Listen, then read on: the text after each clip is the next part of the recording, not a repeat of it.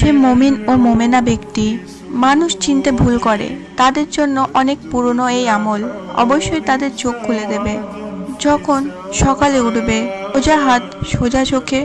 আর উল্টো হাত উল্টো চোখে 3 বার নাদে আলি পড়ে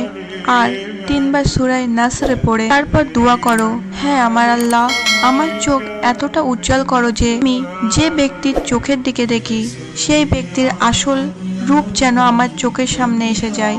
যাতে আমি আমার জীবনে সঠিক সিদ্ধান্ত নিতে পারি। তারপর আপনি আপনার চোখ খুলে দিনের শুরু করেন। এরপর যখনই যে মানুষকে দেখবেন ও তাদের কথা শুনবেন, আল্লাহের করমে সামনের ব্যক্তি কে মিথ্যা কথা বলছে, কে সত্যি কথা বলছে, কে কথা লুকাচ্ছে আর কে কথা ঘুরাচ্ছে, এই সমস্ত জিনিস আল্লাহর করমে সামনে থাকা ব্যক্তির চেহারা দেখে ও কথার ধরন দেখে আপনি তা বুঝতে পারবেন। কিন্তু একটা কথা মনে রাখবেন, যখন কোনো মানুষের মিথ্যা কথা ধরে ফেলবেন তো সেটা আপনি বুঝে যাবেন আর তার সাথে কথা বলে নেবেন, কিন্তু তাকে বেনেকাব করবেন না, কেননা এ থেকে ঝগড়া আরও বাড়তে পারে।